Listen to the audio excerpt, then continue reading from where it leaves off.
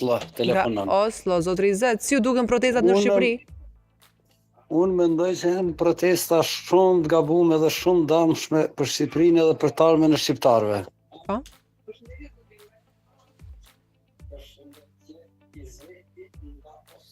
Po? Mirë. Ashtu si thash, këto Po, protesta nuk tregojnë asgjë tjetër, vetëm një gabim të madh që e ban kombi shqiptar me një kohë jashtëzakonisht pafavorshme për ne, që na sjell damet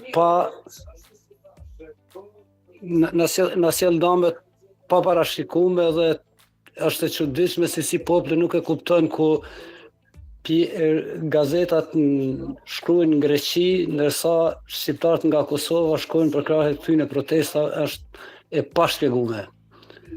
Kjo definitivisht tregon fytyrën e saktë se si janë të organizuar, në njërin anë shkojnë Dejona Mihali në Greqi ban propagandë, tjetrën shkojnë shqiptarët